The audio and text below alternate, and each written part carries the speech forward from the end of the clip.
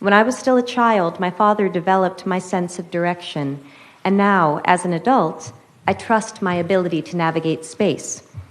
My father helped give me the confidence to guide myself through the world.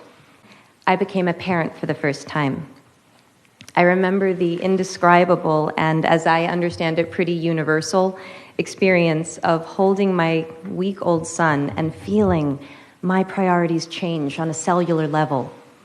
I remember I experienced a shift in consciousness that gave me the ability to maintain my love of career and also cherish something else, someone else, so much, much more. Like so many parents, I wondered how I was going to balance my work with my new role as parent. And in that moment, I remember that the statistician landed differently when I was getting to know a human who was completely dependent on my husband and I for everything, when I was dependent on my husband for most things, and when we were relearning everything we thought we knew about our family and our relationship. It landed differently, meaning they will be perceived as less dedicated to their job and will be passed over for promotions and other career advancement. In my own household, my mother had to choose between a career and raising 3 children, a choice that left her unpaid and underappreciated as a homemaker, because there just wasn't support for both paths. The memory of being in the city with my dad is a particularly meaningful one, since he was the sole breadwinner in our house, and my brothers and my time with him was always limited by how much he had to work. And we were an incredibly privileged family. Our hardships were the stuff of other families' dreams.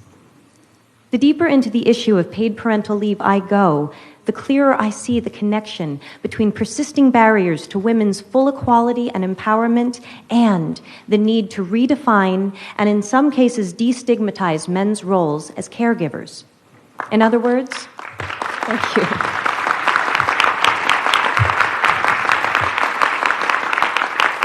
In other words, in order to liberate women, we need to liberate men.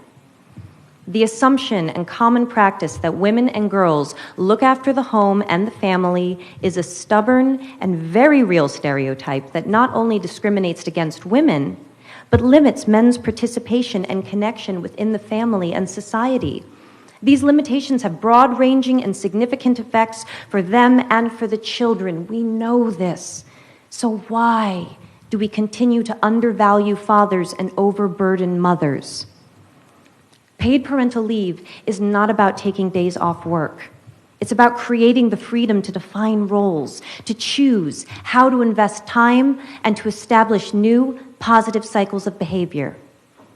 Companies that have offered paid parental leave for employees have reported improved employee retention, reduced absenteeism and training costs, and boosted productivity and morale. Far from not being able to afford to have paid parental leave, it seems we can't afford not to. Let us honor our own parents' sacrifice by creating a path for a more fair, farther-reaching truth to define all of our lives, especially the lives of our children. Because paid parental leave does more than give more time for parents to spend with their kids. It changes the story of what children observe and will from themselves imagine possible.